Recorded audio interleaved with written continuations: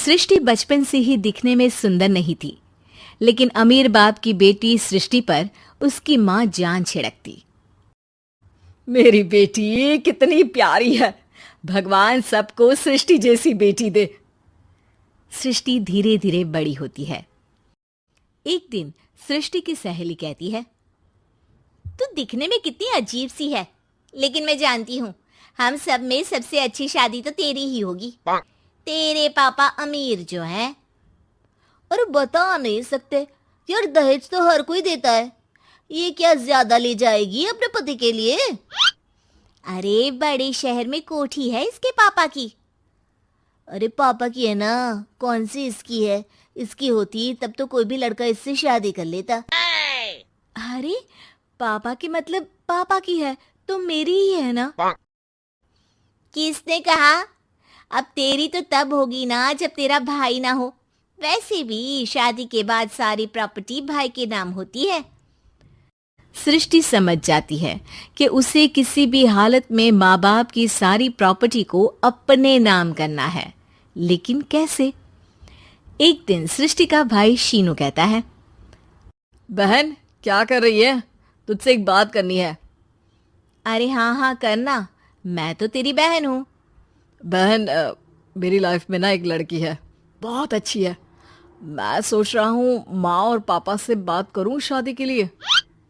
सृष्टि को समझ में आ जाता है कि भाई की शादी होते ही भाभी उसे एक दिन भी घर में बर्दाश्त नहीं करेगी।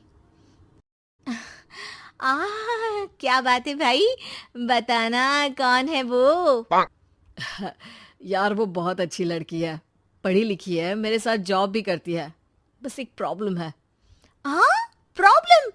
क्या प्रॉब्लम है भाई? यार वो शादीशुदा है, लेकिन उसके पति ने उसे सिर्फ इसलिए छोड़ दिया क्योंकि उसके माँ बाप दहेज नहीं दे पाए। सृष्टि ये सुनकर न जाने क्यों खुश हो जाती है। अरे भाई तो क्या हुआ, लड़की तुझे तो पसंद है ना? शीनू को लगता है कि बहन उसे समझ रही है। वो इस बात से अनजान होता है कि उसकी बहन की मंशा पूरा घर हड़पने की है। सृष्टि अपनी माँ से कहती है, मम्मी मुझे तो बहुत चिंता है। पता है शीनू क्या कर रहा है? अरे क्या कर रहा है? वो तो काम पर जाता है और वापस घर आता है।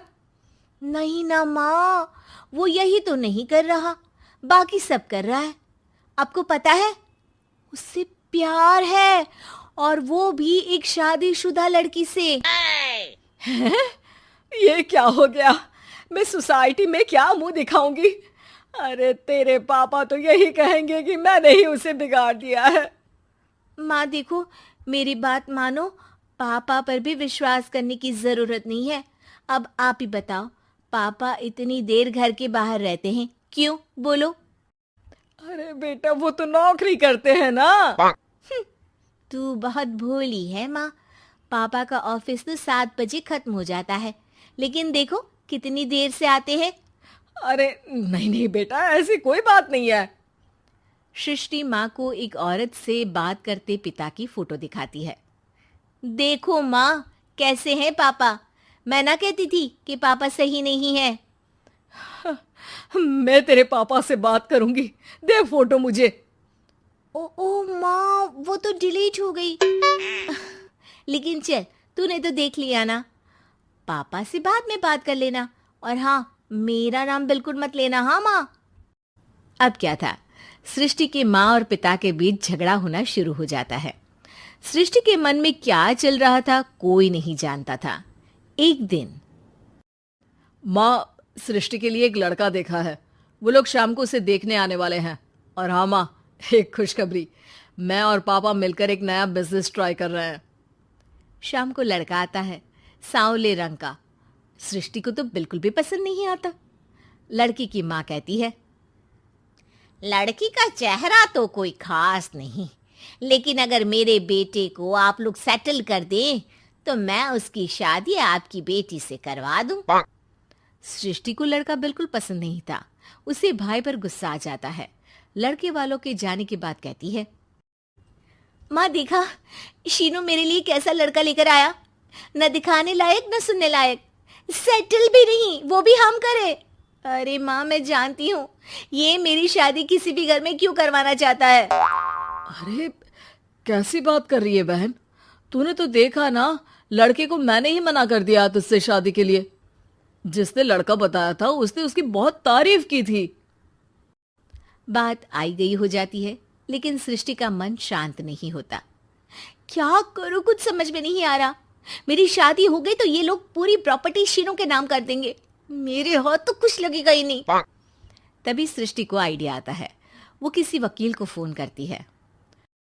जी देखिए, अगर आपके मम्मी पापा का तलाक हो जाता है तो आपके पिता की आधी प्रॉपर्टी आपकी माँ के नाम हो जाएगी, फिर उसे वो किसी को भी दे सकती है। सृष्टि अब माँ को बेटे के खिलाफ भरती है।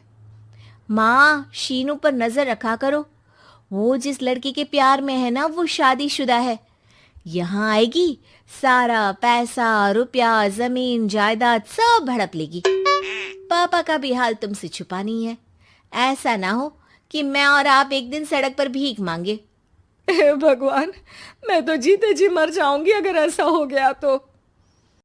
ऐसा हो गया नहीं माँ, ऐसा ही होगा।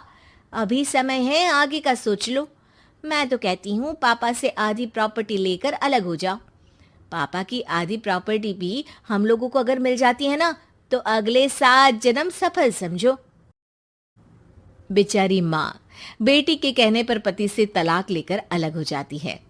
सृष्टि अब पैसों से गाड़ी और अपने दूसरे महंगे शौक पूरे करने लगी। उसके दोस्त भी उसके पैसे इस्तेमाल करते। सृष्टि, कल तुम कहाँ थी? मैं सारा दिन घर पर अकेली थी। तो मैं क्या करूं? मैंने ठेका तो नहीं लिया है ना तुम्हें संभालने का। माँ को सृष्टि से ये उम्मीद नहीं थी। वो बैठकर रोने लगती है। वहीं उसका पति यानी कि सृष्टि के पिता आ जाते हैं। मैं जानता था कि तुम्हारा यही हाल होगा, तो आपने मुझे रोका क्यों नहीं? मैं रोकता तो तुम रुकती क्या? सृष्टि के कहने पर तुमने मुझ पर अपने बेटे पर शक किया, लेकिन तुम ये भूल गई कि कैसे हम दोनों ने मिलकर जीवन में इतना सब खड़ा किया। माँ पति के गले लग जाती है। मुझे माफ कर दीजिए, मैंने आपकी कमाई का एक बड़ा हिस्सा गवा दिया। कोई बात नहीं, तुम साथ हो तो मैं ऐसी 7 प्रॉपर्टी खड़ी कर दूंगा। तभी वहां सृष्टि आ जाती है रोते हुए। माँ, मयंक ने मुझे छोड़ दिया। वो बोल रहा था जब तक मेरे पास पैसे थे तब तक ही वो मेरे साथ था। पापा, माँ, मुझे माफ कर दीजिए।